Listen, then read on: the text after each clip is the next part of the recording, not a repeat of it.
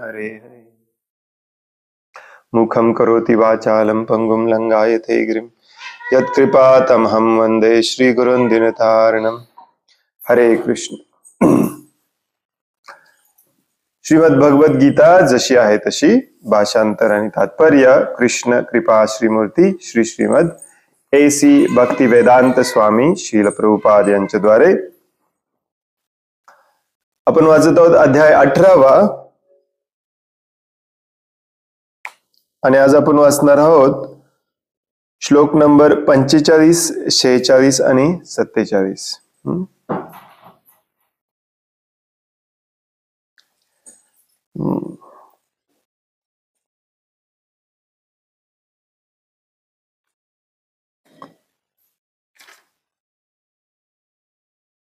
45व्या श्लोकाला तात्पर्य नाही आहे, परंतु म्हणायला सोपा आहे, तोच म्हणूया आपण. स्वे से कर्मण्यभीरतः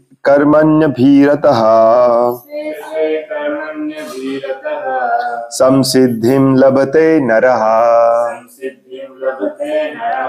स्वकर्मनिरतः सिद्धिं यथा विन्दति तच्छृणु. स्वे स्वे कर्मण्यभीरतः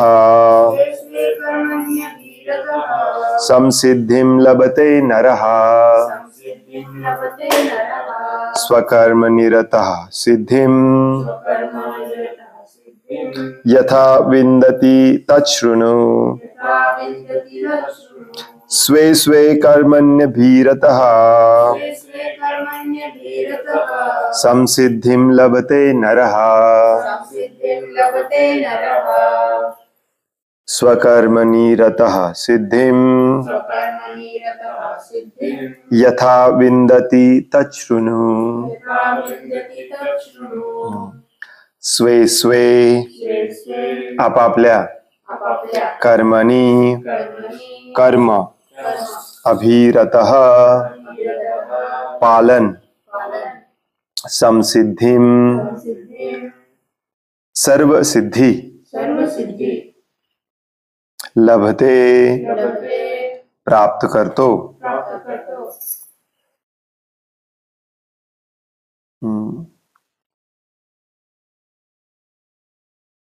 नरः मनुष्य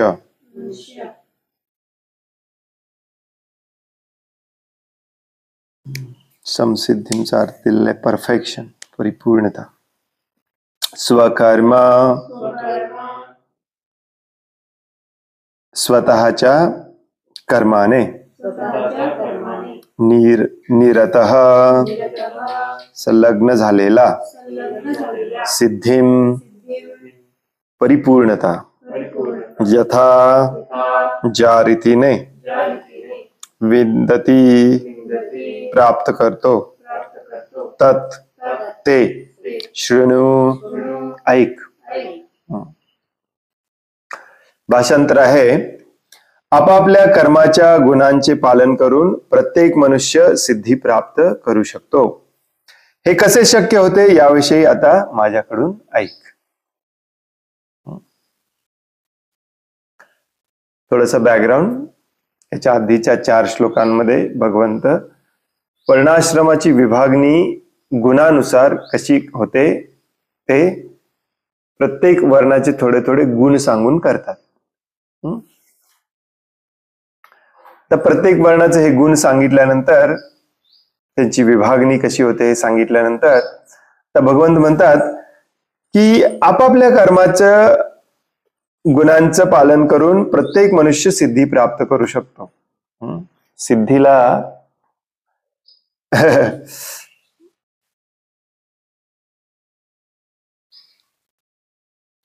ऍक्च्युली मराठीमध्ये आपण सिद्धी म्हणजे आपल्याला वाटतं कुठली तरी विशेष अशी चमत्कारिक सिद्धी.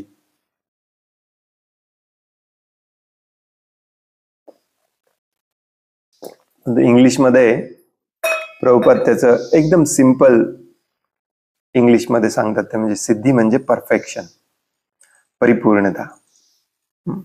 इनफॅक्ट हे पहिलं वाक्य जे आहे ते प्रभुपाद लिहितातच खूप छान इंग्लिशमध्ये. By following his qualities of work every man can become perfect. थोडं इंग्लिश ज्यांना कळतं त्यांना लक्षात आलं असेल. प्रभुपाद काय म्हणतात, आपल्या आपल्या गुणाचं काम करत राहिलो आपण तर प्रत्येक मनुष्य परफेक्ट होऊ शकतो. Simple. Every man can become perfect होऊ शकतो. सिद्धी विद्धी म्हणले की जरा आपल्याला विचित्र वाटतं. सिद्धी प्राप्त करू शकतो. व्हॉट डू यू मीन सिद्धी प्राप्त करू शकतो? सिद्धी प्राप्त करू शकतो म्हणजे काय? आपले आचार्य सांगतात की तो जीवनामध्ये परफेक्ट होऊ शकतो, परफेक्शन येऊ शकतं, त्याच्या जीवनामध्ये परिपूर्णता येते. आता परिपूर्णतेची परफेक्टची व्याख्या प्रत्येकाची वेगळी असते, परंतु भगवद्गीतेनुसार बऱ्याचदा आपल्याला सांगितलेलं आहे की परिपूर्णता किंवा परफेक्ट म्हणजे शुद्ध भक्त होणे. तर हेच त्या श्लोकाचा काय अर्थ आहे की आपापल्या कर्माचं गुणाप्रमाणे कर्माचं पालन जो करतो तो परिपूर्ण शुद्ध भक्त होऊ शकतो, भगवत धामात जाऊ शकतो. हे कसं होतं, हे कसं शक्य आहे याविषयी आता मी तुला सांगणार आहे, ऐक म्हणतात भगवंत.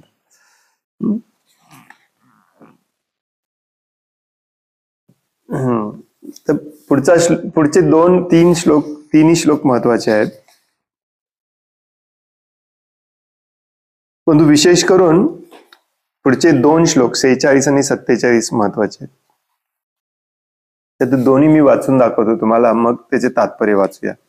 46व्या श्लोकामध्ये भगवंत म्हणतात, यथा प्रवृत्तिर्भूतानां येन सर्वम इदं ततम स्वकर्मणा तमभ्यर्चा सिद्धिम विंदती मानवः. सर्व जीवांचा उद्गम आणि सर्वव्यापी असणाऱ्या भगवंतांची पूजा करून मनुष्य आपल्या स्वकर्माद्वारे सिद्धी प्राप्त करू शकतो. आणखीन एकदा प्रभुपाद इंग्लिशमध्ये कसं लिहितात बघूया. सोप्या शब्दात लिहितात Prabhupada. By worship of the lord who is the source of all beings and who is all pervading, man can, in the performance of his own duty, attain perfection.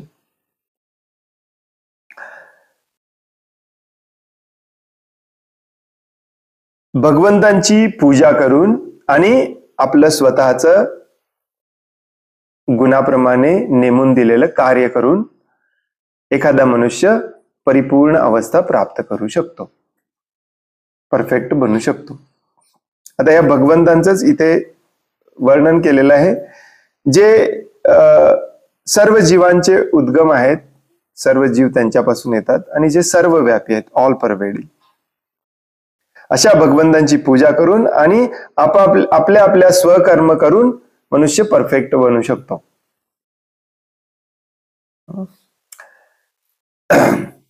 याचाच दुसरा अर्थ होतो, वर्णाश्रमामध्ये ज्या गुणांनी तुम्हाला ज्या वर्णाचं काम सांगितलेलं आहे त्या वर्णाचं काम आपण जर व्यवस्थितपणे केलं तर, आणि ते करत असताना भगवंतांची सेवा म्हणून, पूजा म्हणून ते जर कर्म केलं तर आपण परफेक्ट होऊ शकतो. परफेक्टचा अर्थ काय आहे? आपण परफेक्ट भक्त होऊ शकतो, भगवत धामात जाऊ शकतो. तीच जीवनाची परिपूर्णता आहे. हे प्रभुपादांनी भगवद्गीतेमध्ये 1000 वेळा सांगितलेलं आहे. जीवनाची परिपूर्णता म्हणजे भक्त होणे, पूर्णपणे शुद्ध होणे.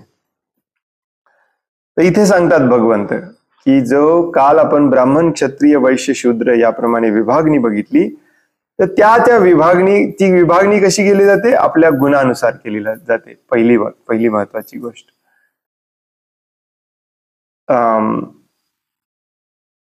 जन्मानुसार नाही,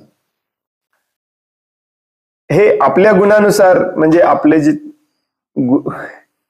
मला आपलं करायचं आपल्या गुणानुसार, तसंच प्रकृतीच्या गुणानुसारही केलं जातं. प्रकृतीचे गुण म्हणजे सत्व, रज, तम गुण, आणि आपले गुण म्हणजे जसे काल सांगितले, ब्राह्मणाच्या अंगात कसे गुण असतात? शम, दम, तप, शौच, शांती, आर्जवम, तितिक्ष्वा, यानुसार त्याची विभागणी केली जाते. म्हणून त्याने त्या गुणाचं काम करत राहिला, भगवंतांची पूजा करत राहिला, तर तो परफेक्ट माणूस बनतो. तर पुढचा श्लोक वाचतो म्हणजे तुमच्या लक्षात येईल, मग आपण दोन्हीचे तात्पर्य वाचूया. पुढच्या श्लोकामध्ये भगवंत म्हणतात, श्रेयान स्वधर्मो विगुणः परधर्मात् स्वनुष्ठिष्ठात् स्वनुष्ठितात् स्वभाव नियतम कर्म कुर्वन्नाप्नोति किल्बिषम. याचा अर्थ आहे, मनुष्याने आपल्याला प्राप्त झालेले कर्म सदोष रीतीने करणे हे परक्याचे कर्म स्वीकारून ते पूर्ण रीतीने करण्यापेक्षा अधिक श्रेयस्कर आहे. मनुष्याला त्याच्या स्वभावाला अनुसरून सांगण्यात आलेले कर्म हे कधीच पापाने प्रभावित होत नाही. पहिल्या श्लोकात भगवंत काय सांगतात? माझी पूजा करा आणि आपापल्या तुमच्या गुणाप्रमाणे तुम्हाला जे कर्म मिळालेलं आहे ते कर्म करा. पुढच्या श्लोकात सांगतात, तुमच्या गुणाप्रमाणे तुम्हाला जे कर्म मिळालेलं आहे ते कधी कधी त्याच्यामध्ये प्रॉब्लेम्स येतील, त्याच्यामध्ये काही दोष राहतील, तरी पण तेच करा, दुसरीकडे लक्ष घालू नका. आलं का लक्ष? माझ्या गुन्हा याला इंग्लिशमध्ये श्रील प्रभुपाद म्हणतात अक्वायर्ड गुन्हाज. अक्वायर्ड म्हणजे जन्मापासूनच काही गुण आपण घेऊन जन्माला आलेला असतो आणि थोड्याफार अभ्यासाने ते गुण विकसित करतो. त्याप्रमाणे आपला एक प्रकारचा स्वभाव बनलेला असतो आणि त्या स्वभावाप्रमाणे काय केलं पाहिजे हे शास्त्रात दिलेलं आहे. ब्राह्मणासारखा स्वभाव असेल तर त्याने पठन पाठन यजन याजन केलं पाहिजे. क्षत्रियासारखा स्वभाव असेल तर त्याने प्रोटेक्शन, ऍडमिनिस्ट्रेशन, वेलफेअर, संरक्षण, सुव्यवस्था आणि लोककल्याण ही कामं केली पाहिजेत. वैश्यासारखा स्वभाव असेल तर त्यांनी कृषी, गोरक्षा आणि वाणिज्यम, शेती, गायींचं रक्षण आणि त्याच्यावर आधारित व्यापार, ट्रेडिंग, व्यापार म्हणायचं नाही, ट्रेडिंग, देवाणघेवाण. आणि वैश्याचे गुण असतील तर त्याने परिचार्यात्मिका, सेवा, या तिन्ही वर्णांची सेवा करणे. हे आपल्याला आपल्या गुणाप्रमाणे मिळालेले काम आहेत. आता भगवान श्रीकृष्ण या 47व्या श्लोकामध्ये म्हणतात की हे तुमच्या गुणाप्रमाणे मिळालेलं काम कधी कधी तुम्हाला चांगल्या रीतीने करता येणार नाही, त्याच्यामध्ये काही दोष असतील, काही प्रॉब्लेम्स असतील, तरी पण तेच करा. असं इकडे बघू नका, अरे या वर्णाच्या कामामध्ये खूप सारी प्रतिष्ठा आहे, खूप सारा पैसा आहे म्हणून मी ते करतो. आणि त्याच्याही पुढे जाऊन भगवंत सांगतात की त्याच्या वर्णाचं काम तुला परफेक्टली जमत असलं तरी तू करायला जाऊ नको. तुझ्या गुणाप्रमाणे, तुझ्या अंगात जे गुण आहे त्याप्रमाणे तुला जे सांगितलंय तेच कर. आता हे समजायला थोडंसं कठीण आहे आणि याच्याने हे मी सांगतो समजावून, याच्याने काय होतंय म्हणून सांगतात भगवंत, मनुष्याला त्याच्या स्वभावाला अनुसरून सांगण्यात आलेले कर्म हे कधीच पापाने प्रभावित होत नाही. असं जर तुम्ही केला तर तुम्ही पाप कर्म कधी करणार नाही, कधी तुम्ही पतित होणार नाही. जे काल मी सांगत होतो की आपल्याला कर्म बदलायचं आहे.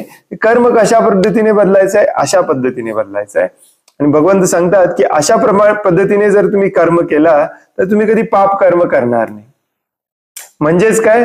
तुम्ही भक्ती करायला सुरुवात करणार. भगवद्गीतेच्या 7व्या अध्यायात 28व्या श्लोकात भगवंत म्हणतात, ज्या दिवशी तुम्ही पाप कर्म करणे बंद करता त्या दिवशी तुमची भक्तीची सुरुवात होते. येषाम त्वंत्वगतम पापम जनानाम पुण्यकर्माणाम ते द्वंद्व मोह निर्मुक्ता भजन्ते माम दृढव्रता. प्रभुपाद हा श्लोक खूप वेळा सांगतात. प्रभुपादांचे लेक्चर ऐकलं की तुमच्या पण लक्षात राहतं, तुम्ही काळजी करू नका. खूप महत्वाचे पॉइंट सांगतात या श्लोकामध्ये. ज्या दिवशी तुम्ही पाप कर्म करणे बंद करता त्या दिवशी तुम्ही दुःखातून पण मुक्त होता. तो द्वंद्व मोह निर्मुक्ता. ऍक्च्युली द्वंद्वातून मुक्त होता, दुःखातून नाही. द्वंद्वातून मुक्त होणे म्हणजेच दुःखातून मुक्त होणे. द्वंद्व म्हणजे काय? शुभ लाभ, सुख दुःख, मान अपमान, द्वंद्व, दोन्ही बाजू. दोन्ही बाजू राहतच नाहीत, एकच बाजू राहते. सुख, शुभ, सगळं शुभ. पाप कर्म बंद केलं पाहिजे. आणि पाप कर्म आपल्याला वाटतं की आपण पाप कर्म करत नाही. तुम्ही मला वाटते माझ्याकडूनच पहिल्यांदा ऐकलं असाल की आपल्यापैकी सगळेजण पाप कर्म करतात, दुसरं कोणी सांगत नाही. का? कारण तुम्ही पळून गेला तर मी लेक्चर देणार कोणाला. परंतु आपण सगळे पाप कर्म करतोय. पाप कर्म होतं कसं त्याचं लॉजिक भगवंत या श्लोकामध्ये सांगतात, जो आज आपण वाचतोय. काय म्हणतात? आपल्या आपल्या गुणाप्रमाणे कर्म केला तर तुम्ही पाप कर्म करणार नाही. मग ते रडत खडत का होईना, जमत नसेल तरी तेच करा. परंतु दुसऱ्याच्या संपत्तीकडे, दुसऱ्याच्या प्रसिद्धीकडे लक्ष गेलं की आपल्याला वाटते आपण तेच करावं, ते करावं. आपल्या अंगात गुण नसतात ते करायचे तरी पण करावं. मग इथे तुम्ही पाप करताय. हे बेसिक डेफिनेशन आहे पापाची.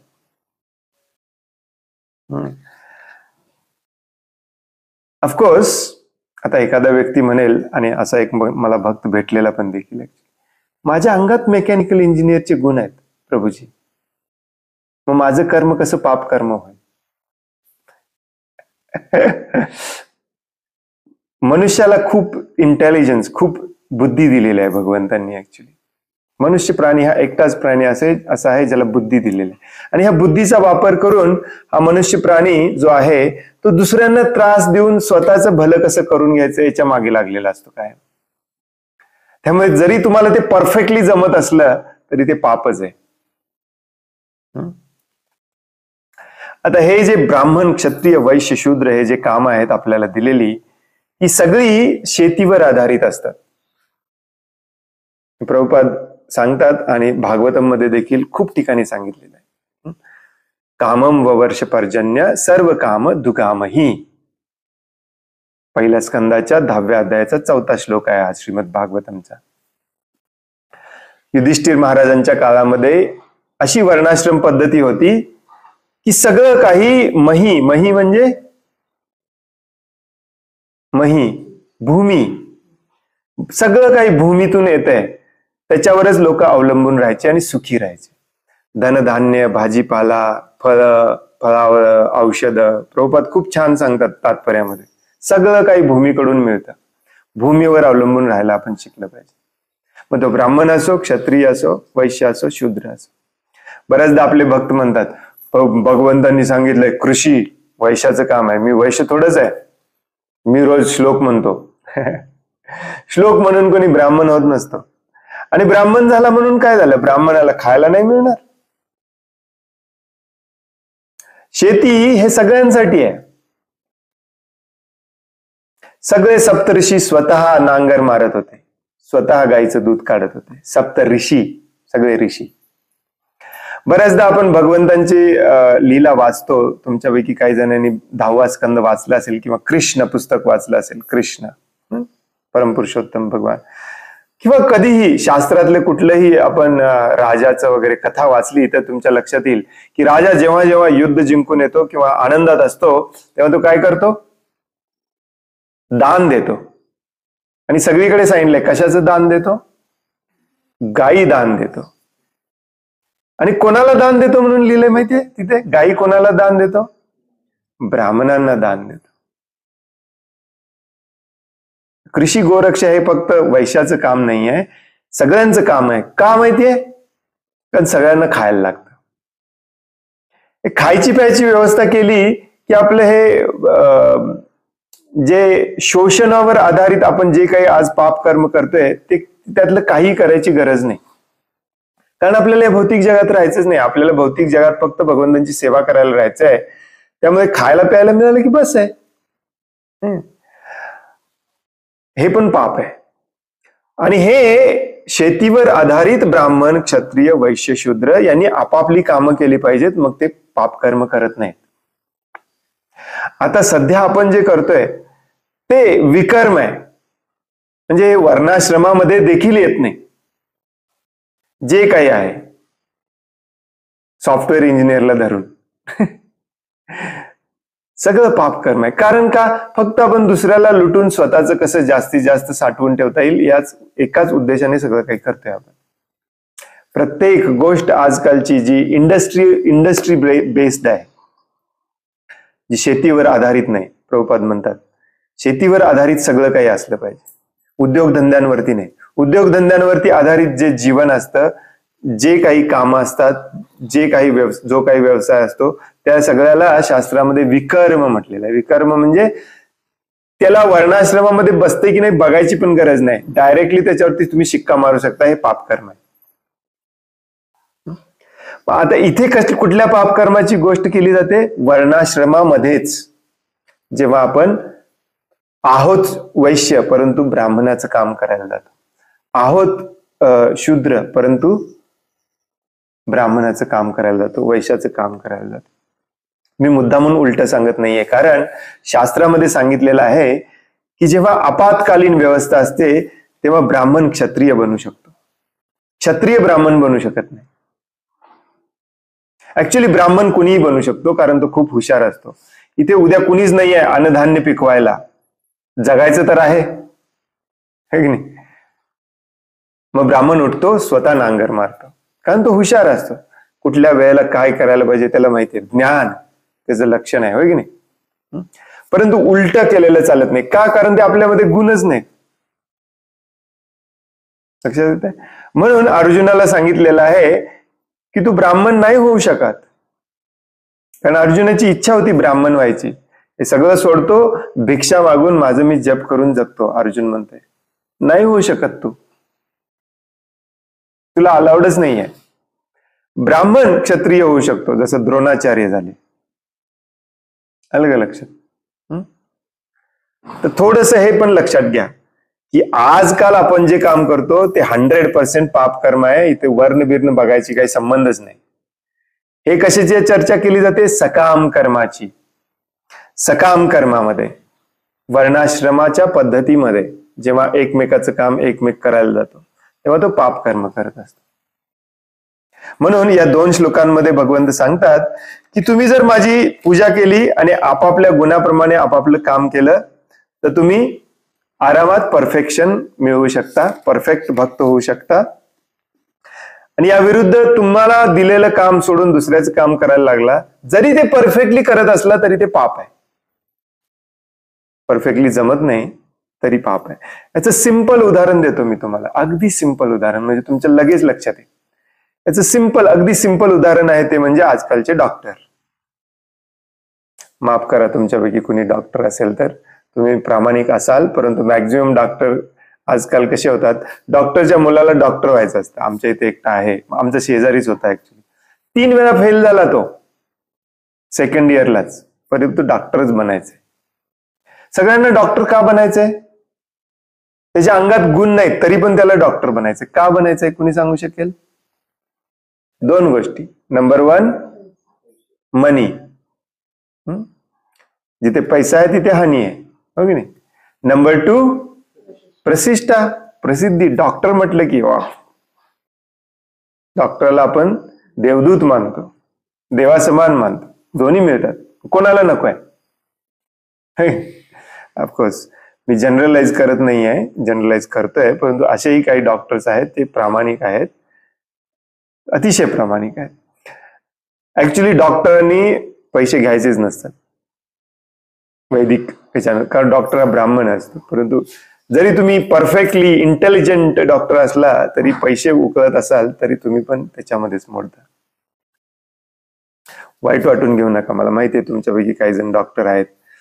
माझी बायको स्वतःची डॉक्टर आहे, त्यामुळे मी तिला पण वाईट वाटत नाही, कारण ही खरी परिस्थिती आहे आता समाजामधली. लक्षात आलं तुम्हाला? येत नसलं तरी ते करायचा प्रयत्न करणे. आणखीन एक सिंपल उदाहरण देतो. तात्पर्य वाचायचं आज होणार की नाही माहिती नाही आपल्याला. आणखीन एक सिंपल उदाहरण देतो. आता हे तुम्ही म्हणाल की पैसा आहे, प्रतिष्ठा आहे म्हणून आले. आता आमच्या घरी एकटा, जेव्हा मी अमेरिकेतून आलो तेव्हा घर भरपूर तुटलेलं फुटलेलं, मग ते रिनोव्हेशन सगळं व्यवस्थित करून घ्यायचं चाललेलं. जो गौंडी होता, एक गौंडी आलेला, अगदी म्हणजे सिंपल काम करायला, असं नाही की खूप सिव्हिल इंजिनिअरिंग आर्किटेक्चर वगैरे त्याच्यामध्ये इन्व्हॉल्ड आहे. कोपरा फक्त असा बांधायचा होता. त्याला ते कोपरा व्यवस्थित करताच येणार किती झालं तरी. मी त्याला 2 पट्ट्या घेतल्या, त्याला अशी एक पट्टी लावली या भिंतीबरोबर, अशी एक पट्टी लावली या भिंतीबरोबर, त्याचा कोपरा काढून दिला, तिथून रेष मारून दिली. मग तो म्हणाला, हा आता मी व्यवस्थित बांधू शकतो.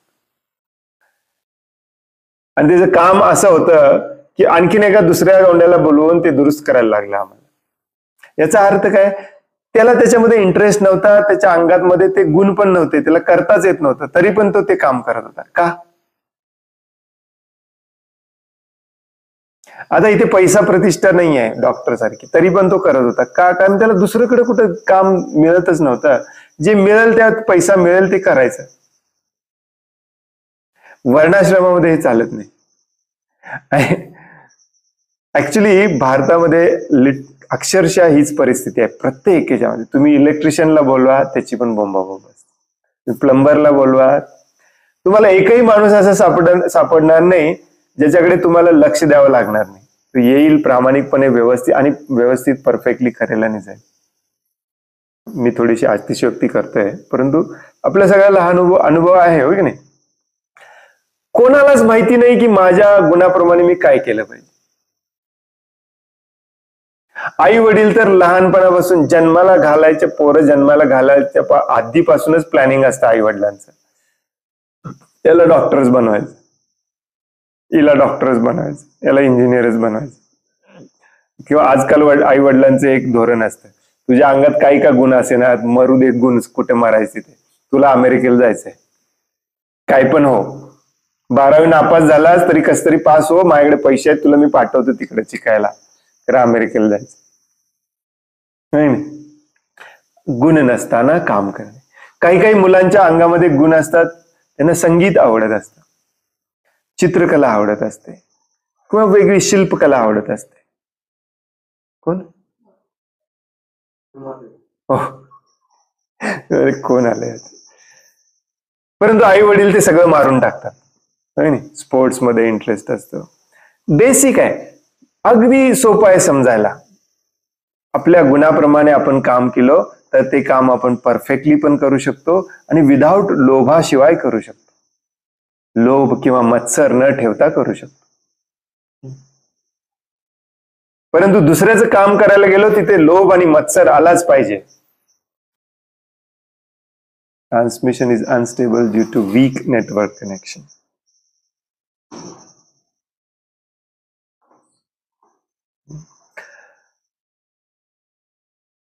लक्षात आलं? तर आपण आता हे तात्पर्य वाचूया. प्रभुपाद म्हणतात, 15व्या अध्यायात सांगितल्याप्रमाणे सर्व जीव भगवंतांचे अंश आहेत. 15व्या अध्यायात सांगितलेलं आहे, ममे वांशो जीवलोके जीवभूता सनातना. भगवंत हे सर्व जीवांचे उगमस्थान आहेत. याला वेदांत सूत्रामध्ये जन्माद्यस्य यतः या शब्दात पुष्टी देण्यात आली आहे. भगवद्गीतेमध्ये पण ते सांगतात, अहम सर्वस्य प्रभवो. म्हणून प्रत्येक जीवाच्या जीवनाचा आरंभ भगवंत आहे. आता या श्लोकामध्ये भगवंत म्हणतात की तुम्हाला तुमच्या गुणाप्रमाणे काम करत करत माझी पूजा करायची, मग तुम्ही परफेक्ट होता. नुसतंच गुणाप्रमाणे काम करून परफेक्ट होत नाही. पहिली चूक आपण सुधारली पाहिजे, ती म्हणजे दुसऱ्याच्या गुणाचं करायचं बंद केलं पाहिजे, पाप कर्म करायचं बंद केलं पाहिजे, आपल्या गुणाप्रमाणे काम केलं पाहिजे. तरी पण आपण भक्त होत नाही, वर्णाश्रमामध्ये येतो. जेव्हा तेच काम भगवंतांची पूजा करत करत करतो, भगवंतांसाठी करतो, तेव्हा आपण भक्त होतो. तर हा जो मुद्दा आहे की सर्व जीवांचे उगमस्थान भगवंत आणि सर्व व्यापी भगवंत, हे थोडंसं पहिल्या पॅरेग्राफमध्ये श्रील प्रभुपाद समजावून सांगतात. भगवंत म्हणतात भगवद्गीतेमध्ये, सगळे जीव माझे अंश आहेत, सगळं काही माझ्यापासून आलेलं आहे. 10व्या अध्यायात म्हणतात, 15व्या अध्यायात म्हणतात, सर्व जीव माझे अंश आहेत. म्हणून प्रत्येक जीवाच्या जीवनाची सुरुवात भगवंत आहे. 7व्या अध्यायामध्ये सांगितल्याप्रमाणे भगवंतांनी आपल्या बहिरंगा आणि अंतरंगा या 2 शक्तीद्वारे सर्व काही व्यापले आहे. प्रभुपाद सगळ्याचं पुरावा देतात. 7व्या अध्यायामध्ये सांगितलंय, पराशक्ती अपराशक्ती, कणाकणामध्ये जी आहे भौतिक जगामध्ये ती माझी कुठली शक्ती आहे? अपराशक्ती. आणि जी आध्यात्मिक जगामध्ये कणाकणामध्ये आहे ती माझी पराशक्ती आहे. जीव हे माझ्या पराशक्तीचे भाग आहेत. म्हणून मनुष्याने भगवंतांची त्यांच्या शक्तीसहित पूजा केली पाहिजे. त्यांच्या शक्तीसहित पूजा केली पाहिजे. म्हणजे काय? भगवंतांची पूजा आपण रोज करतो, परंतु त्यांच्या शक्तीसहित करतो का? शक्तीसहित पूजा करणे म्हणजे काय? हे मान्य करणे की तुम्ही शक्तिमान आहात. मी तुमच्या इतका शक्तिमान होऊ शकत नाही. माझी पोझिशन आहे, माझी स्थिती आहे तुमचा सेवक. त्यामुळे मी आजपासून शक्तिमान व्हायचं बंद करणार आहे. त्याला म्हणायचं शक्तीसहित पूजा करणे. नाहीतर भगवंतांची पूजा सगळेजणच करतात. 2 मिनिटं पूजा करतात, परत बाहेर जाऊन मी शक्तिमान आहे, मी श्रेष्ठ आहे, हो की नाही? सामान्यतः वैष्णवजन भगवंतांची त्यांच्या अंतरंगा शक्तीसहित पूजा करतात. त्यांची बहिरंगा शक्ती म्हणजे अंतरंगा शक्तीचे विकृत प्रतिबिंब आहे. हे 16व्या अध्यायामध्ये वाचलं आपण. बहिरंग शक्ती ही पृष्ठभूमी आहे, परंतु भगवंत त्यांचा परमात्मा या विस्तारित रूपाद्वारे सर्वतः स्थित आहेत. पृष्ठभूमी म्हणजे बॅकग्राऊंड, पृष्ठभूमी, पृष्ठभूमी.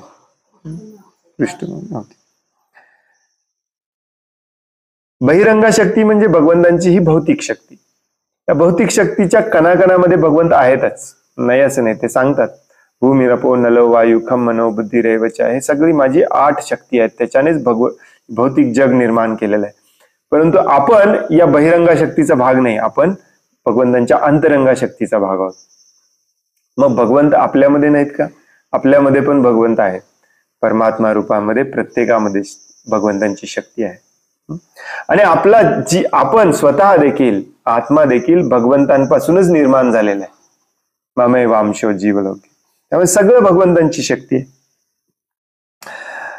ते सर्व देवतांचे, सर्व मनुष्यांचे, सर्व प्राण्यांचे, सर्वांचेच परमात्मा आहेत. ते म्हणतात भगवद्गीतेमध्ये अहम आदिर्हि देवानाम, 10व्या अध्यायामध्ये. आणि म्हणून मनुष्याने जाणले पाहिजे की भगवंतांचा अंश या नात्याने त्यांची सेवा करणे हे आपले कर्तव्य आहे. आपल्या आपल्या गुणाप्रमाणे काम करणे हे तर आपलं कर्तव्य आहेच. यालाच कर्तव्य म्हणतात, यालाच ड्युटी म्हणतात. त्याचबरोबर भगवंतांचे आपण अंश असल्यामुळे भगवंतांची सेवा करणे, भगवंतांची पूजा करणे हे देखील आपलं कर्तव्य आहे. आणि हे गुणांप्रमाणे केलं गेलेलं काम आणि भगवंतांच्या प्रति कृतज्ञता म्हणून केलं जाणारं काम, हे दोन्ही जेव्हा एकत्र येतं तेव्हा त्याला भक्ती म्हणतात. प्रभुपाद सांगतात 10व्या अध्यायामध्ये एका तात्पर्यामध्ये, हे दोन्ही कामं आपल्याला केलीच पाहिजेत. आणि ही दोन्ही कामं एकमेकांना काय म्हणतात, अडथळे म्हणून झाले नसले पाहिजेत, मग आपण भक्ती करत नाही. जसं रोजचं खाल्लं पाहिजे, पिलं पाहिजे, आंघोळ केली पाहिजे, दात घासलं पाहिजे, कपडे घातले पाहिजे. भक्त झाले म्हणून हे सगळं बंद करू शकत नाही आपण. आणि भगवंतांची सेवा पण केली पाहिजे. भगवंतांची सेवा करण्यामध्ये हे रोजची कामं मदत केली पाहिजेत आणि रोजच्या कामामध्ये भगवंतांची सेवा मदत म्हणून झाली पाहिजे. हे जेव्हा एकमेकांना अडथळा निर्माण करतात तेव्हा काहीतरी चुकलंय समजायचं आपण. प्रभुपाद खूप छान समजावून सांगतात. म्हणजे काय, भक्तिमय सेवेमध्ये रोजची कामं मध्ये मध्ये येतात. इकडे जायचंय, तिकडे जायचंय, वेळ नाही, भगवंतांची सेवा करायला मग वेळ नाही. हे काम तुमचं त्याच्या मध्ये मध्ये अडथळा आणतं, काहीतरी चुकतंय. भक्तिमय सेवा तुमची रोजच्या कामामध्ये अडथळा आणत असेल, म्हणजे उगीच खोल्यासारखं सांगितलंय म्हणून करत बसायचं, आंघोळ करायची नाही, खायचं प्यायचं नाही, घरामध्ये काही आहे की नाही बघायचं नाही, हा पण मूर्खपणा आहे.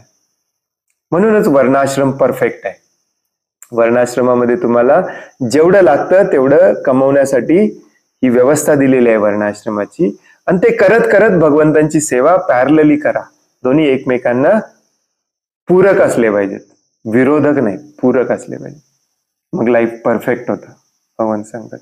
त्यामुळे वर्णाश्रमाची आपण चर्चा करत आहोत तेव्हा भगवंतांची सेवा करणे, भगवंतांचं पूजन करणे हे देखील आपलं कर्तव्य आहे, हे लक्षात ठेवलं पाहिजे. म्हणून भगवंत तिथे सांगतात की वर्णाश्रमाप्रमाणे काम करत करत माझी पूजा करा, तुमचं लाईफ परफेक्ट होतं. जसे सकाळी आपण चर्चा करत होतो, तुम्ही पतन तुमचं होऊ शकणार नाही. झालं तरी तुम्ही लगेच उठू शकाल. का? कारण तुम्ही अगदीच खाली जाऊन आजकालच्या उग्र कर्मासारखं उग्र कर्म करत नाही.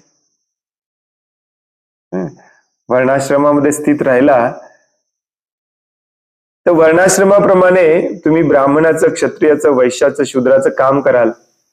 भगवंतांना थोडा वेळ विसरून जाल, परंतु हे काम पण चांगलं आहे भगवंत सांगतात. हे तुम्ही आपल्या आपल्या गुणाप्रमाणे काम करत राहिला तर एक दिवस तुम्ही माझ्यापर्यंत याल. परंतु हेच जर चुकवला, आपल्या आपल्या गुणाप्रमाणे काम करणे, तर मग माझ्यापर्यंत यायचे मार्ग सगळे बंदच होतात. कारण तो सरळ सरळ पाप कर्म करतो. तर हे दोन्ही गोष्टी महत्वाच्या आहेत. वर्णाश्रमाप्रमाणे कर्म करणे, त्याच वेळी भगवंतांचे आपण अंश आहोत, त्यांच्यासाठी सेवा कर्म करणे हे देखील आपलं कर्तव्य आहे, लक्षात ठेवणे. पूर्णतया कृष्ण भावना अभावित होऊन भक्तीमध्ये प्रत्येकाने संलग्न झाले पाहिजे पूर्णपणे. हीच गोष्ट या श्लोकामध्ये सांगण्यात आली आहे. प्रत्येकाने जाणले पाहिजे की इंद्रियांचे स्वामी ऋषिकेश यांनी आपल्याला विशिष्ट प्रकारच्या कर्मात नियुक्त केले आहे. ज्या कर्मामध्ये मनुष्य नियुक्त झाला आहे त्या कर्माच्या फलाद्वारे त्याने भगवान श्रीकृष्णांची पूजा केली पाहिजे. यालाच यज्ञ म्हणतात.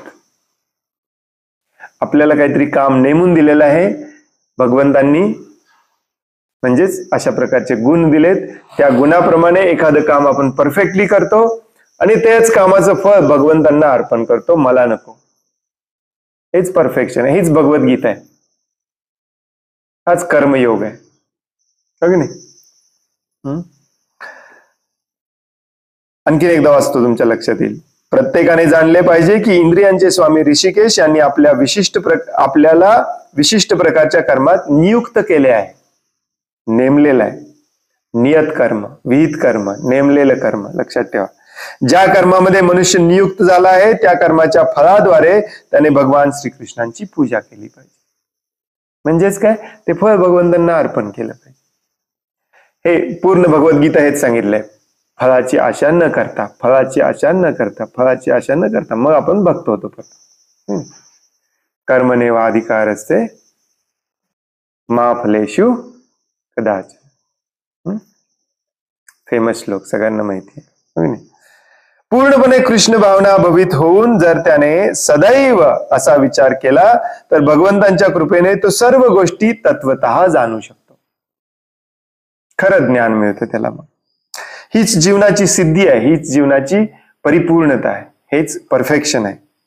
भगवद्गीतेत 12व्या अध्यायात 7व्या श्लोकात भगवंत सांगतात की तेषाम अहम समुद्धरता, जे भगवंत स्वतः अशा भक्ताचा उद्धार करण्याचे उत्तरदायित्व घेतात. तुम्ही असं करायला लागा, तुम्हाला भगवद्गीता धामात न्यायचं गॅरंटी माझी आहे. हे मात्र हे केलं पाहिजे. हीच जीवनाची परमोच्च परिपूर्णता आहे, टॉप मोस्ट परफेक्शन. याच्या पलीकडे तुम्ही परफेक्ट होऊ शकत नाही, म्हणून याला परमोच्च परिपूर्णता म्हटलेलं आहे. परिपूर्ण, परफेक्ट. मनुष्य कोणतेही काम करीत असला तरी तो जर भगवंतांची सेवा करीत असेल तर त्याला निश्चितच परमसिद्धी प्राप्त होईल. या वाक्याचा खूप आपले भक्त लोक चुकीचा अर्थ काढतात. मनुष्य कोणतेही कर्म करीत असला तरी तो जर भगवंतांची सेवा करीत असेल तर त्याला निश्चितच परमसिद्धी प्राप्त होईल. याच्यात दोन प्रॉब्लेम आहेत या वाक्यामध्ये. प्रॉब्लेम म्हणजे प्रभुपादांच्या वाक्यामध्ये प्रॉब्लेम नाहीत, आपल्या समजून घेण्यामध्ये दोन प्रॉब्लेम आहेत. काय दोन प्रॉब्लेम आहेत? कोणतेही कर्म करत असला लगेच आपल्याला वाटलं अरे काय, आता मी फॅक्टरीत काम करतो, प्रभुपादांनी सांगितले कोणतेही कर्म, हे वर्णाश्रमाशी रिलेटेड आहे, लक्षात घ्या. तुम्हाला पाहिजे तर मी प्रभुपादांचे असे याच्यावरचे लेक्चर आणून तुम्हाला मी पाठवतो. त्याच्यामध्ये प्रभुपाद थांबतात, पॉज घेतात आणि म्हणतात कुठलं पण काम नाही. प्रभुपाद याच शब्दात म्हणतात कुठलं पण काम नाही, वर्णाश्रमामधलं कुठलं पण काम. ते करत करत जर तो भगवंतांची सेवा करीत असेल तर त्याला निश्चितच परम म्हणजे टॉपमोस्ट परफेक्शन मिळतं, गॅरंटीड. आणि दोन सांगितले. पहिलं काय सांगितलं? कुठलंही कर्म करत करत, म्हणजे कुठलंही कर्म नव्हे, वर्णाश्रमामधले कर्म. आणि कर्म करीत करीत भगवंतांची सेवा करणे म्हणजे काय, हे आपण कन्फ्युज होतो. ठीक आहे, वर्णाश्रमाप्रमाणे कर्म करतोय, भगवंतांची सेवा पण करतो मी प्रभूजी. आजकाल आपल्यामध्ये हा गैरसमज खूप खूप जणांच्या मध्ये. आपल्याला वाटतं आठवड्यातून एकदा सत्संगला जातो किंवा सकाळी रोज सकाळी मंगल आरतीला जातो म्हणजे मी भगवंतांची सेवा करतो.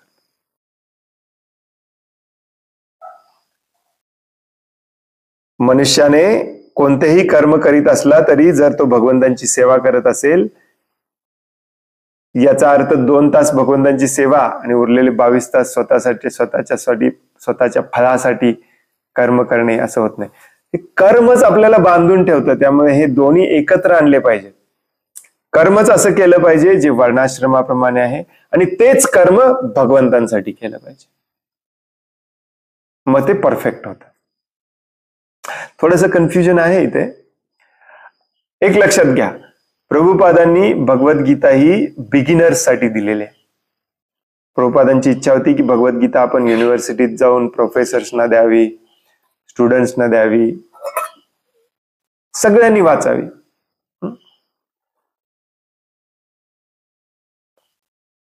त्यामुळे कठोर शब्दामध्ये प्रभुपाद इथे लिहित नाहीत.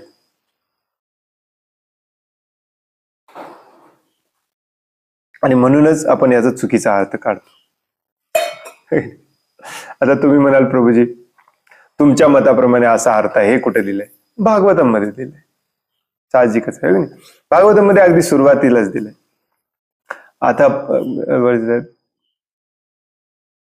अथ पुंभीर द्विजश्रेष्ठ वर्णाश्रम विभागशः स्वानुस्तिष्ठस्य धर्मस्य संसिद्धीर हरितोषणम. सुत गोस्वामी म्हणतात. आणि हे अगदी सुरुवातीला आहे, पहिल्या स्कंदाच्या मला वाटते 3ऱ्या अध्यायामध्ये 10वा श्लोक का काहीतरी, 7वा का 10वा. अगदी आतमध्ये पण नाही, स्पष्टपणे सुत गोस्वामी सांगतात वर्णाश्रमाची विभागणी याच्यासाठी केलेली आहे की तुम्ही जे जे काही काम करता ते भगवंतांच्या संतुष्टीसाठी केलं पाहिजे. समसिद्धीर हरितोषणम. नसेल तर ते काम काय होतं म्हणून सांगतात सुत गोस्वामी. भागवतम एक्सपर्ट कोण आहे? बघा, संघात नाही राहिलं तर तुमचं सर्टिफिकेट जाते. No, he uses one typical word actually. असं नसेल तर फक्त तुम्ही वर्णाश्रमाप्रमाणेच काम करत राहिला, वर्णाश्रमामध्येच, परंतु भगवंतांच्या संतुष्टीसाठी नाही केला, तर सुत गोस्वामी म्हणतात श्रम एव हि केवलम. ते नुसतंच फालतूचं श्रम आहे, त्याच्यातून तुम्हाला काही मिळणार नाही. भगवंतांच्या संतुष्टीसाठीच केलं पाहिजे. त्यामुळे बघा, आपल्यासाठी 2 स्टेप्स आहेत. पुढचा श्लोक जो आहे जिथे भगवंत सांगतात की आपलंच काम करा, दुसऱ्याचं करू नका, नसेल ते पाप लागेल, ते आपण उद्याच वाचूया कारण मोठा तात्पर्य आहे त्याला. पण तो आजच्या श्लोकाशी रिलेटेड होता. जेवढा रिलेटेड होता तेवढी आपण चर्चा केली, चांगली गोष्ट आहे. एनिवे, परत मी या मुद्द्याकडे येतो. आपल्यासाठी यातून शिकून शुद्ध होण्यासाठी आपल्याला 2 स्टेप्स आहेत. पहिली स्टेप म्हणजे वर्णाश्रम मध्ये येणे. आपण वर्णाश्रमातच नाहीये. याचा अर्थ बऱ्याच जणांना कळत नाही. याचा अर्थ आहे आता सध्याचं उग्र कर्म जे आहे, जॉब असो, बिझनेस असो, काही असो, बंद करणे आणि वर्णाश्रमाप्रमाणे काम करायला शिकणे, त्याचं ट्रेनिंग घेणे, कुठं करायला मिळतंय बघणे, आपल्याला शोधून काढायचंय. रेडीमेड कोणी देणार नाही आपल्याला. पहिली गोष्ट म्हणजे वर्णसंकर. आत्ताची जी पद्धती आहे जिथे वर्णाश्रमाची पूर्णपणे वाताहत झालेली आहे, त्याला वर्णसंकर म्हटलं जातं, त्याच्यातून बाहेर पडून वर्णाश्रम मध्ये आलं पाहिजे. हे कसं करता येईल? मदत घ्या, कोणालाही विचारा. ही पहिली स्टेप आहे. आणि मग दुसरी स्टेप आहे वर्णाश्रमाप्रमाणे जे काही काम आपण शिकतो, जे काही काम आपण करायला लागतो ते भगवंतांसाठी करणे. पहिल्यांदा आत येणे आणि मग आत आल्यानंतर नेक्स्ट काम. मग आता सध्या आपण भगवंतांसाठी करतोय का? मोस्ट प्रॉबेबली नाही. भगवंतांची इच्छा आहे की त्यांच्या प्रत्येक अंश जीवानी पाप कर्म बंद करावं. त्यामुळे तुम्ही तुमच्या आहे त्या उग्र कर्मातून, पाप कर्मातून आलेले पैसे सगळेच्या सगळे जरी भगवंतांना देत असाल तरी ते भगवंतांना नको आहे. कारण भगवंतांची इच्छा आहे की तुम्ही पाप कर्म बंद करून परत यावं. माझा मुलगा परत आला पाहिजे. मुलग्याने फक्त दुबईतनं फक्त पगार पाठवून दिला तर बाबा खुश होतो का? माझा मुलगा दुबईला जॉबला आहे, तिथून मला रोज दर महिन्याला पैसे पाठवतो. आई वडील त्याच्याने खुश होत नाहीत. आई वडील कशाने खुश होतात? मुलगा परत आला पाहिजे, माझ्या बरोबर राहायला पाहिजे, ते कर्म बंद केलं पाहिजे. त्यामुळे पहिली स्टेप आपल्याला हीच आहे की वर्णाश्रमामध्ये आलं पाहिजे.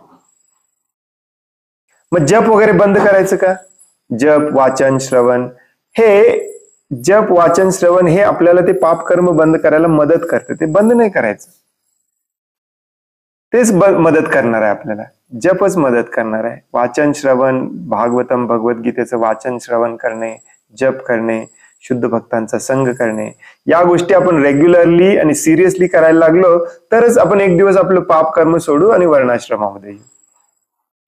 बऱ्याच जणांना वाटतं की प्रभूजी आजपर्यंत आम्ही कुठं ऐकलं नाही तुम्ही वर्णाश्रम वर्णाश्रम वर्णाश्रम करायला, म्हणून काय जप बीप काय सगळं सोडून द्यायचं नाही. ऍक्च्युली वर्णाश्रमामध्ये आल्यानंतर तुम्ही तुमच्या जपाची क्वालिटी 1008% वाढते. 108% म्हणणार होतो मी, परंतु तुम्हाला वाटेल की 108% वाढवून काय करायचंय. हजारो टक्क्यांनी वाढते. सिरियसली बरेच ब्रह्मचारी सांगतात. ऍक्च्युली एक ब्रह्मचारी आहेत, त्यांनी विवाह केला आणि ते अशा शेती समुदायामध्ये जाऊन राहायला लागले. त्यांनी स्वतः सांगितलं की ब्रह्मचारी म्हणून मी मंदिरात राहत असताना माझा जप आणि इथे शेतावरती येऊन राहिल्यानंतर मी केलेला जप, याच्यामध्ये जमीन आसमानचा फरक आहे. क्वालिटी आहे. क्वांटिटी वाढवली, आपण 16 पर्यंत गेलो, तर क्वालिटी वाढवली पाहिजे. क्वालिटी वाढवायची असेल, पाप कर्म बंद केलं पाहिजे. त्याच्यात काही किंतु परंतु नाही. आणि भगवंत सांगतात पाप कर्म कधी बंद होतं? जेव्हा आपल्या स्वभावानुसार आपण काम करतो. ऑफकोर्स ते आपण उद्या वाचणार आहोत, तेव्हा अजून उद्या याच्याबद्दल चर्चा करूया. प्रभुपाद पण सांगतील आपल्याला तात्पर्यामध्ये, त्याच्यावरती पण चर्चा करूया. आज इथेच थांबूया. मला वाटलं आजच्या एका दिवसात हा विषय संपून जाईल, परंतु आहे विषय तसा गंभीर पण, हो की नाही? हरे कृष्ण. कोणाला काही प्रश्न आहे, काही सांगायचं आहे?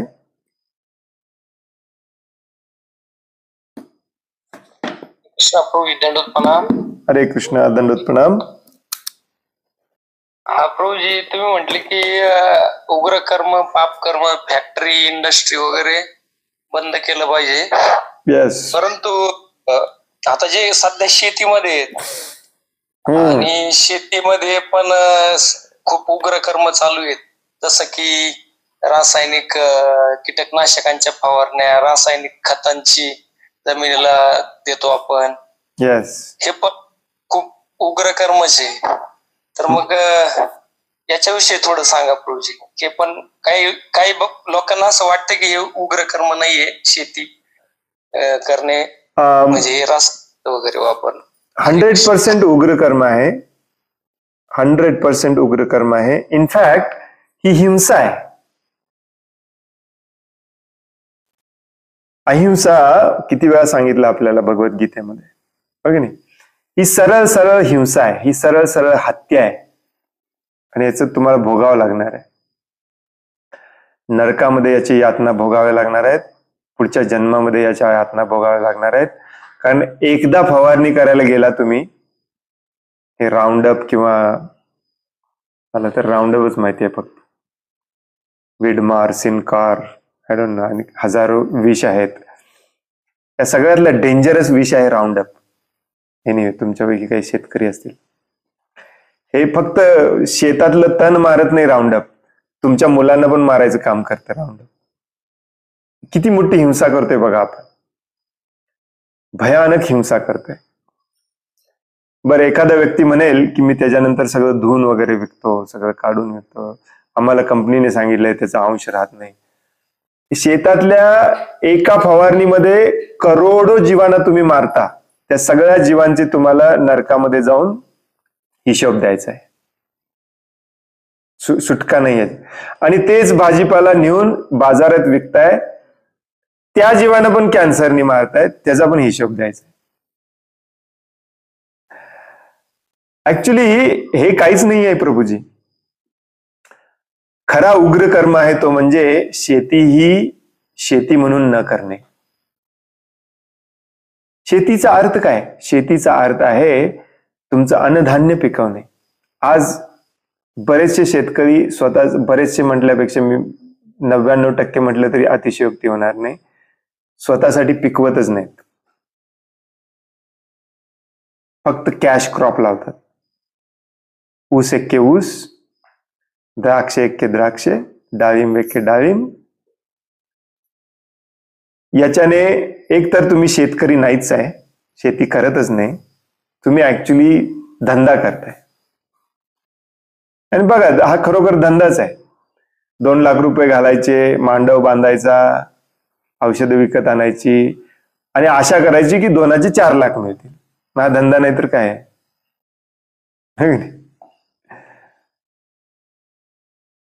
मुळात हेच उग्र कर्म आहे. स्वतःसाठी अन्न न पिकवणे हे सगळ्यात मोठं उग्र कर्म आहे. बऱ्याच लोकांना वाटतं की आता अवघड झालेलं आहे, हे आहे ते आहे, त्याच्यावरती उपाय शोधा. आता का अवघड झालेलं आहे? कारण घर सगळं विस्कळीत झालं. कुणी शेतात यायला तयार नाही, बाहेरचे कुणी कामगार मिळत नाही.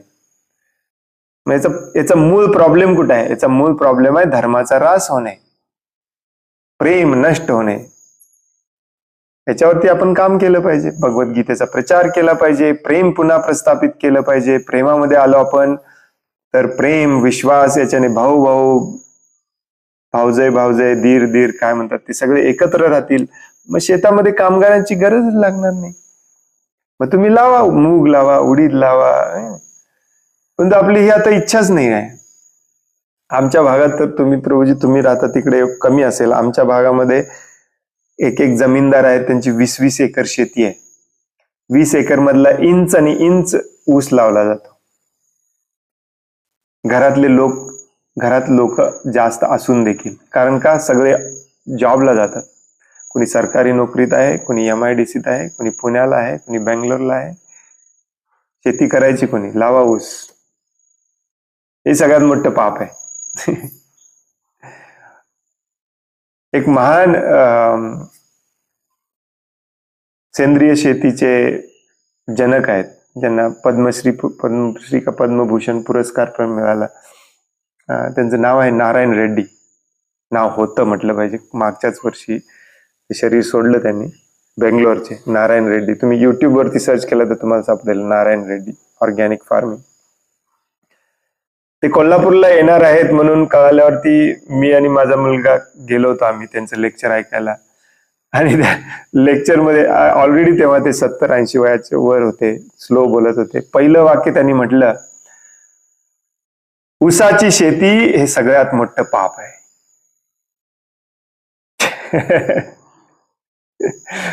ऊसाची शेती सगळ्यात मोठं पाप आहे. लोकांना कळत नाही कसं पाप आहे. एक तर तुम्हाला खायला काही मिळत नाही, त्यामुळे तुम्ही घरातल्यांना विष आणून खायला घालता, ही हिंसा करता. शेतात काही लावत नाही, नुसतं ऊस लावता. दुसरं म्हणजे तुम्ही सगळे ऊस लावता, त्यामुळे या भागातले झाडं नष्ट झाली, या भागातली झुडपं नष्ट झाली, या झाडातले किडे मकोडे नष्ट झाले. यालाच म्हणतात बायोडायव्हर्सिटी नष्ट करणे, मोनोक्रॉपिंग. ऐकलं असेल तुम्ही मोनोक्रॉपिंग, मराठीत काय म्हणतात माहिती नाही. एक पीक पद्धती किंवा असंच काहीतरी. या एक पीक पद्धतीने संपूर्ण एरिया, जिल्हाच्या जिल्हा, याची इकॉलॉजी जी असते, पर्यावरण जे असतं ते नष्ट होतं. खूप मोठं पाप आहे, याच्यातून तुमची सुटका नाही, याचा दंड तुम्हाला मिळणार आहे. ऍक्च्युली खूप मोठं पाप आहे. आणि त्याही पुढे जाऊन नारायण रेड्डींनी सांगितलं उसाचा उपयोग काय, ड्रग्ज म्हणून वापरणे. साखर हे सगळ्यात मोठं ड्रग आहे, माहिती का तुम्हाला. साखरेची नशा सगळ्यात मोठी नशा असते. गांजा अफीम सारखी नशा असते साखरी. ज्याला साखरेची तलप लागली तो सुटत नाही. साखर निर्माण करून जगभर हे साखर खायला दिलं जातं लोकांना. त्याच्यापासून दारू निर्माण केली जाते साखरेपासून. दारू ही केवळ साखरेपासूनच निर्माण होते. द्राक्षापासून का होते, कारण द्राक्षामध्ये जास्त साखर असते. डायरेक्टली इनडायरेक्टली काय म्हणतात त्याला, कलेक्टिव्हली, सॉरी माफ करा मी जरा, डायरेक्टली इनडायरेक्टली तुम्हाला कळालं. कलेक्टिव्हली म्हणजे सगळे मिळून, 100 शेतकरी सगळे मिळून एकत्र, सगळे मिळून डायरेक्टली इनडायरेक्टली सगळ्या पद्धतीने आपण पाप कर्म करतोय. आणि ह्याचं फळ पण आपल्याला असंच भोगावं लागतं, कधी डायरेक्टली, कधी इनडायरेक्टली, कधी कलेक्टिव्ह. कलेक्टिव्ह म्हणजे काय, पूर, भूकंप, एकाच वेळी 100,000 एकाच वेळी भगवंत मारून टाकतात, कारण ते सगळ्यांचं कर्म एकच असतं. फ्लाईट क्रॅश, प्लेन मधले सगळे मरून जातात.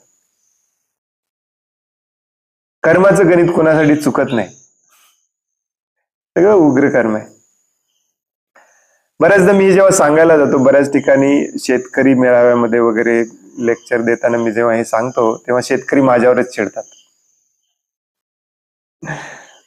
शिक्षणाला पैसा कुठून आणायचा, मग औषधाला पैसा कुठून आणायचा. अरे शिक्षण कशाला पाहिजे तुम्हाला, भगवंतांनी खायची प्यायची व्यवस्था केलेली आहे, राहायची व्यवस्था केलेली आहे. पूर्वीची लोक काय, जेव्हा ही शिक्षण पद्धती अजिबातच नव्हती, तेव्हा लोक काय असे मुंग्या माशासारखे मरत होते का शिक्षणाच्या अभावी.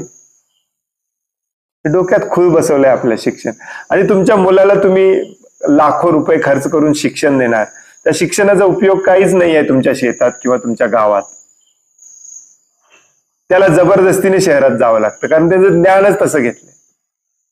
कशाला पाहिजे असलं शिक्षण मुलांना. बरं, औषध पाण्याचं काय, औषध पाण्याची गरज तुम्हाला का लागायला लागली, कारण देवाने तुम्हाला अन्न पिकवून खायला शेती भूमी दिली, त्या भूमीचा तुम्ही पैसा मिळवण्यासाठी उपयोग करताय आणि सगळं विष आणून खाताय. मग औषध पाणी, दवाखाना, सर्जरी लागणार नाही तर काय, लागणारच आहे. स्वतः प्रॉब्लेम तयार करायचा आणि मग त्याच्यासाठी अजून पैसे कमवण्यासाठी मग कुत्र्या मांजरासारखं अजून राबायचं. माणसाला बुद्धी दिली कशाला देवानी. एक माणूस प्राणी असा आहे ज्याला बुद्धी दिली आहे भगवंतांनी. आज सकाळी मी खूप डीप लेक्चर ऐकत होतो सांख्य तत्वज्ञानावर. हे आपलं मन जे आहे, हे मन ऍक्च्युली 4 गोष्टींमध्ये विभागणी केली जाते त्याची सांख्य तत्वज्ञानामध्ये. चित्त, चित्त, अहंकार, मन आणि बुद्धी. आणि हे 4 जे लेयर्स आहेत, यातले माणसाकडेच हे 4 असतात. बाकीच्या सगळ्या प्राण्यामध्ये बुद्धी नसते, कारण बुद्धीचं काम असतं विचार करून ठरवणे. मनाचं काम असतं ठरवणे, परंतु बुद्धीचं काम असतं विचार करून ठरवणे. कसली बुद्धी म्हणायची.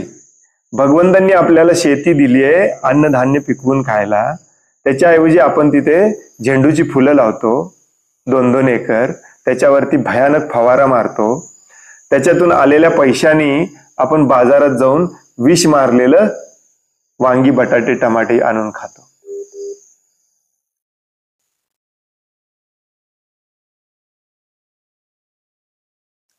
याला बुद्धी म्हणायची का? ही बुद्धी नाहीच आहे. मग काही लोक म्हणतात, प्रभूजी तुमच्यासारख्या गाडीत आम्ही कधी फिरणार, तुमच्यासारखा आयफोन आम्ही कधी घेऊन फिरणार. हेच तर अध्यात्म आहे. यालाच तर भगवद्गीतेत म्हणतात की याची गरज नसताना तुम्ही त्याच्या मागे लागलाय आणि तेच तुम्हाला पळवतंय. बरं, ऊस लावून, द्राक्ष लावून, डाळिंब लावून आजपर्यंत कुणाचं भलं झालंय? मोठ्या मोठ्या लोकांचं झालंय, ज्यांची 20-20, 25-25 एकर शेती आहे. तुम्ही कशाला लावताय? तुमच्याकडे अर्धा एकर शेती आहे, तुम्ही कशाला लावताय ऊस, डाळिंब? जो अर्धा 1-2 एकर मध्ये ऊस, डाळिंब, द्राक्ष लावतो, मी बघितलेलं आहे, जेवढ्याला तेवढेच पैसे होतात. आजपर्यंत त्याची परिस्थिती अजिबात सुधारलेली नाही. किती मूर्खपणा आहे. बरं, दुसरी गोष्ट म्हणजे त्याच्याकडे गाडी आहे, त्याच्याकडे मोबाईल आहे, या रेसमध्ये आपल्याला पडायचंच नाहीये, स्पर्धा करायचीच नाहीये. त्यामुळे मी एकदा एका लेक्चरमध्ये ऐकलेलं आमच्या गुरु महाराजांच्या, ही आपली जबाबदारी आहे, आपल्या भक्त लोकांची, गावागावामध्ये जाऊन या भ्रमित झालेल्या शेतकऱ्यांना खऱ्या प्रकारचं आध्यात्मिक ज्ञान देणे. ऍक्च्युली एका भक्तांनी प्रश्न विचारलेला, पूर्ण लेक्चर वर्णाश्रम, शेती आणि गायीवरती झाल्यावरती त्याने प्रश्न विचारला, इथे शेतकऱ्याला खायला मिळेना आणि तुम्ही सांगायला लागलाय शेती करा आणि गाय प्रत्येकाच्या घरात असली पाहिजे. बोलायचं सोपं आहे महाराज. महाराज म्हटले, तुमच्यापैकी किती जण गावात जाऊन शेतकऱ्यांना भगवद्गीतेचा प्रचार करतात? तुम्हाला फक्त शहरातच प्रचार करायचा आहे. गावातल्या शेतकऱ्यांना कोण समजावून सांगणार? टीव्हीच्या, मोबाईलच्या, गाडीच्या मागे लागू नका, हेच तर भगवद्गीता आहे. त्याच्या मागे लागलाय म्हणून तुमचं जीवन विस्खळित झालंय, भौतिक जीवन पण आणि आध्यात्मिक जीवन पण. मग हे त्यांच्यापर्यंत तळतळीने जाऊन सांगणार कोण? हे आपल्या भक्तांचं काम आहे, हो की नाही? त्यामुळे यस, जो शेतकरी स्वतःसाठी पिकवत नाही तो पाप कर्मच करत असतो, भले तो सेंद्रिय शेती करत असो, हे पण लक्षात घ्या. परवा एक आम्ही सेंद्रिय शेतीच्या शिबिराला गेलो होतो, 3 दिवसाचं शिबिर. तुम्हाला आश्चर्य वाटेल ऍक्च्युली ऐकून. त्या शिबिरातला प्रत्येक शेतकरी हा ऊस लावत होता, ऊसाचा शेतकरी होता. प्रत्येक जण आपल्या ऊसाचा सेंद्रिय अनुभव सांगत होता. मला जेव्हा त्याने लेक्चरला उभं केलं शेवटच्या दिवशी, मी असलं झाडलं त्यांना, सगळ्यांना आश्चर्य वाटायला लागले की असं काय बोलायला लागलं. मी म्हटलं, तुम्ही शेतकरीच नाही, कशाला आला इथे सेंद्रिय शेतीचं शिबिर काय घ्यायला? बोंबलं, तुमच्या मुलांना तुम्ही विषारी आणून घालता आणि सेंद्रिय का सेंद्रिय पद्धतीने ऊस लावायचा? कारण सेंद्रिय गुळाला भाव जास्त आहे. शेवटी सगळं पैशावर आलं. म्हणजेच काय, तुम्हाला तुमच्या मुलापेक्षा पैसा महत्वाचा आहे. कसले शेतकरी तुम्ही? जे शेतकरी नाहीत त्यांना शुद्ध अन्न मिळत नाही, कारण ते स्वतः पिकवत नाहीत, त्यांना पिकवायचं माहिती नाही, ती त्यांची मजबुरी आहे. अरे तुम्ही शेतकरी आहात, तुम्हाला पिकवायचं कसं माहिती आहे, तुम्ही पण आपल्या मुलांना विष खाऊ घालता, म्हणजे तुमची काय मजबुरी आहे? तुम्ही निव्वळ बदमाश आहे, हाच त्याचा अर्थ होतो. दुसरा काय अर्थ काढायचा याच्यात? म्हणजेच काय, तुम्ही निव्वळ पापी आहे. राग आला तर येऊ दे, परंतु हीच परिस्थिती आहे, हीच सत्य परिस्थिती आहे, हो की नाही?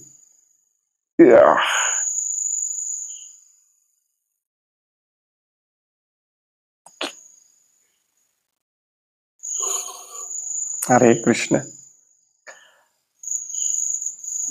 प्रभूजी,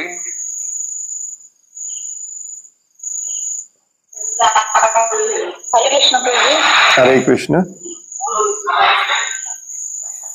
आपण जे स्वीट पदार्थ वगैरे करतो, मग ते कशापासून बनवले पाहिजे किंवा काय? म्हणजे गुळाचा किंवा साखर राहिली, गुळाचा तरी वापर केला पाहिजे नाही का? या गुळाचा वापर केला पाहिजे. आणि ज्याला मिश्री म्हणतात, मिश्री, मी ऐकलं की नाही माहिती नाही कधी. मिश्री हे त्याला इंग्लिश मध्येच म्हणतात ग्रॅन्युलेटेड जॅगरी. गुळ पावडर नव्हे. मिश्री बनवण्याची पद्धत वेगळी असते. या मिश्रीलाच जेव्हा सल्फर नावाचं केमिकल मारलं जातं तेव्हा आपल्याला मिळतं ते शुभ्र साखर निर्माण होतं. जेव्हा सल्फर न मारता फक्त पाणी मारून बनवलं जातं त्याला मिश्री म्हणतात. आणि ही ट्रॅडिशनल पद्धतीने पूर्वी बनवली जायची, आज ही बऱ्याच ठिकाणी बनवली जाते. परंतु मुद्दा असा आहे की खायचं बंद करायचं नाही आपल्याला, परंतु त्याचं प्रमाण आपल्याला कळालं पाहिजे. एरियातले सगळे शेतकरी हजारो हेक्टर सगळ्यांनी ऊसच लावायला सुरुवात केलं. एवढ्या साखरेचं करायचं काय आपल्याला? पूर्वी महाराष्ट्रामध्ये ऊसाचं उत्पादन इतकं कमी होतं, माझ्या लहानपणी मला आठवतंय की गावामध्ये एखाद दुसऱ्या शेतकऱ्या ऊस करायचा आमच्या गावात. का? तर त्याच्याकडे पाणी आहे, बस, दुसरं काही कारण नाही. बाकीचे सगळे ज्वारी बाजरी सगळं पिकं करायचे. मग तेव्हा काय बाजारात साखर नव्हती का, लाडू बनत नव्हते का, शंकरपाळ्या बनत नव्हत्या का, पोळी बनत नव्हती, सगळं बनत होतं.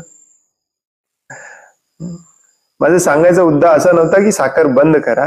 हे आजकाल जे साखर बनवलं जातं, हे साखर मॅक्झिमम कुठे वापरलं जातं माहितीये?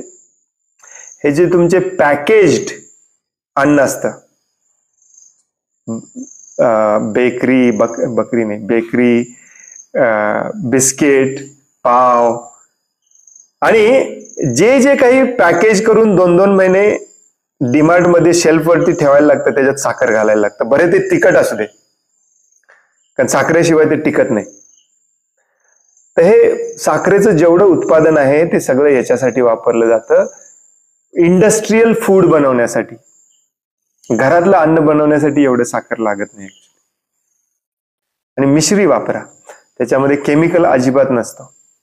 हे जे शुभ्र पांढरं चकचकीत जे साखर असतं ते आपण विकत देखील आणलं नसलं पाहिजे, अजिबात नाही. बरेच लोक म्हणतात खांड वापरा, खांड, खडी साखर ज्याला म्हणतात किंवा खांड म्हणतात. याच्या भ्रमात पडू नका, कारण तुम्हाला खडी साखरच्या नावाखाली तीच साखर दिली जाते. ते आहे ते साखर विरघळवतात आणि त्याचे खडे खडे बनवून खडी साखर म्हणून विकतात.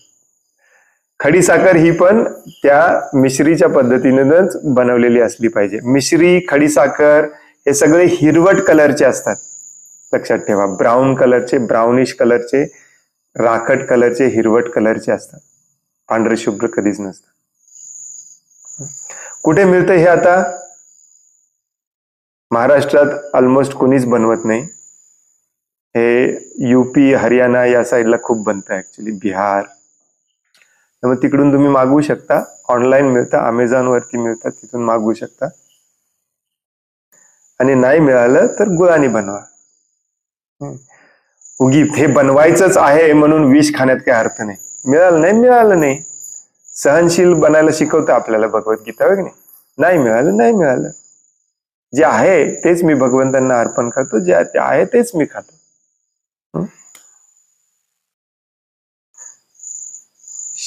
शबरी शोधत गेली नव्हती, भगवंत माझ्या घरी येणार आहेत त्यामुळे मी कुठून तरी का होईना मी घेऊन येणारच.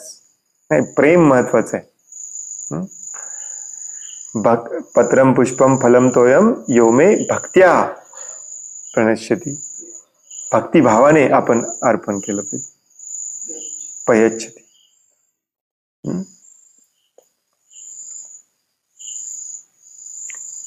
हे प्रॉब्लेम काय मी तुम्हाला सांगतो. TV, internet, advertisement, transportation, globalisation, centralisation, हे सगळं जे सुरू आहे ना इंडस्ट्रीयल, याच्यामुळे आपल्याला इतक्या घाणेरड्या खायच्या सवयी लागलेल्या आहेत. घरात सगळ्या ऋतूमध्ये पाहिजे, कायम घरात साखर पाहिजे, कायम घरात गुळ पाहिजे, कायम घरात कोबी पाहिजे, कायम फ्लॉवर पाहिजे, कायम काकडी पाहिजे. असं कुठेच नसतं. हे इतकं बेकार पद्धती आहे ही. आयुर्वेदामध्ये याला डेंजरस म्हटलेलं आहे. हे आपल्याला का फावतं, आपल्याला हे सगळं करावं असं वाटतं. कुठली पण रेसिपी आज आपण बनवू शकतो. का? कारण आपल्याला सगळं अवेलेबल आहे. अमेझॉन वरती, फ्लिपकार्ट वरती. मागवलं की उद्या सकाळी येतं, कारण माझं प्राईम मेंबरशिप आहे. हे सगळं बंद केलं पाहिजे ऍक्च्युली. ह्याच्याने आपली फक्त इंद्रिय तृप्ती वाढत आहे, शुद्धता कमी होत चाललेली आहे. त्यामुळे काही गोष्टी नाही मिळाल्या तरी नाही मिळाल्या म्हणायचं. शुद्ध खायला शिकलं पाहिजे आपण. प्रभुपादांचं वाक्य आहे, तुम्ही ऐकलं तर आश्चर्यचकित व्हाल. बऱ्याच लोकांनी हे वाक्य ऐकलेलं नाहीये. मी तर सांगतो हे वाक्य सगळ्यांनी छापून असं घरात लावलं पाहिजे, आपल्या फार्म वरती लावलं पाहिजे. लक्ष देऊन ऐका. प्रभुपाद म्हणतात, grow what you eat, eat what you grow. प्रभुपादांचा आदेश आहे. मराठीमध्ये काय, जे तुम्हाला खायचं आहे ते पिकवा. आणि त्याच्या पुढे म्हणतात, लक्ष देऊन ऐका, जे पिकवताय तेच खावा. उगी इकडे तिकडे हातपाय मारू नका. सहनशील बनलं पाहिजे आणि पिकवायला शिकलं पाहिजे. उद्या तुम्हाला वाटलं की मला मेथी खायची आहे, लावा मेथी, पिकवा आणि खावा. सगळं दुकानात मिळतं म्हणून तर आपण जॉब करतो, म्हणजेच पाप कर्म करतो. हे सगळं कसं एकमेकांशी रिलेटेड आहे बघा. सगळं एकमेकांच्या मध्ये गुंतलेलं आहे की नाही. सगळं आपलं आरोग्य, आपली मनस्थिती, आपला कर्म, विकर्म, वर्णाश्रम सगळं एकमेकांशी रिलेटेड आहे. ह्याला आपण वेगळं करू शकत नाही. माफ करा, माताजींनी सिंपल प्रश्न विचारला, साखर वापरायची की नाही, मी परत वर्णाश्रमावरती आलो. एनिवे, तुम्हाला आयडिया आली असेल. हरे कृष्ण. आणखी कोणाला काही प्रश्न आहे, काही सांगायचं आहे? हरे कृष्ण. आपल्याला दिले की कर्माच्या गुणांचे पालन करून प्रत्येक मनुष्य सिद्धी प्राप्त करू शकतो. तमोगुण आणि रजोगुण याच्याद्वारे कसं काय आपण, जेव्हा ते गुण किंवा त्या गुणाद्वारे केलेलं कर्म, प्रभूजी प्रश्न विचारतायत की कर्माच्या गुणाद्वारे मनुष्य समसिद्धी प्राप्त करू शकतो. मग रजोगुण तमोगुण वालेचे गुण कसे प्राप्त करू शकतात? मागे एकदा मी याचं उत्तर दिलेलं. जेव्हा ते गुण आणि त्या गुणाप्रमाणे केलं जाणारं कर्म हे भगवंतांची सेवा म्हणून, भगवंतांची पूजा म्हणून केलं जातं. जसं याच श्लोकात सांगितलंय भगवंतांनी, माझी सेवा म्हणून करा, माझी सेवा करा, मग ते परफेक्ट होतं. जेव्हा आपण ते भगवंतांची सेवा म्हणून करत नाही तेव्हा ते परफेक्ट होत नाही. मग ते सत्वगुण का असेना?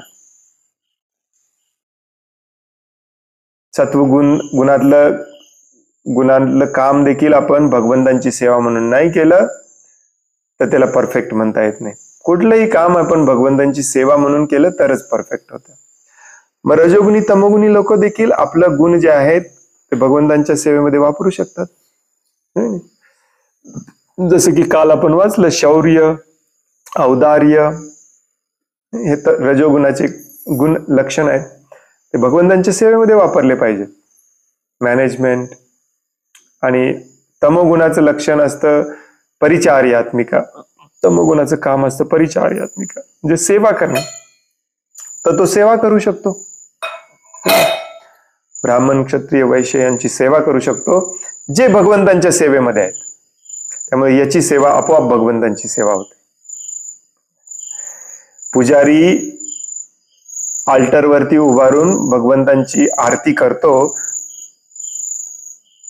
याचा अर्थ पुजारीच भगवत धामात जाणार नाही असं नाही. त्या पुजाऱ्याला जो फुलं आणून देतो तो भक्त देखील भगवत धामात जाणार. अलग लक्षात. सगळं भगवंत, याला श्रील प्रभुपाद म्हणायचे, इंग्लिशमध्ये शब्द वापरला जातो डवटेलिंग. कधी ऐकलंय की नाही तुम्ही माहित नाही. We should dovetail everything in Krishna service.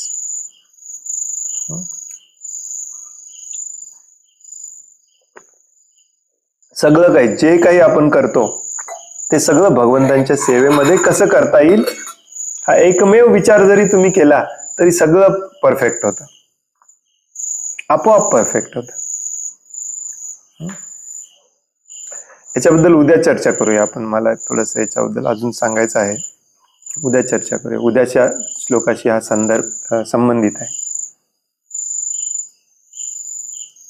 हरे कृष्ण.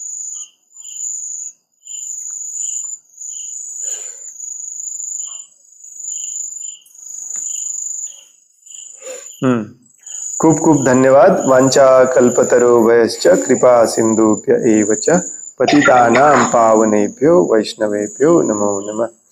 अनंत कोटि वैष्णव वृंद की जय। वैष्णव ठाकुर शिल प्रभुपाद की जय। भगवत गीता जशी आहे तशी की जय। हरे कृष्ण। दंडवत प्रणाम। हरे कृष्णा दंडवत प्रणाम। हरे कृष्ण प्रभुजी दंडवत प्रणाम। हरे कृष्ण प्रभू। पालीने बरोबर मोबाईलवर कुठे बसायचं पुढे म्हणजे अशा पाईपवरती म्हणाले बसायचं नाही काय?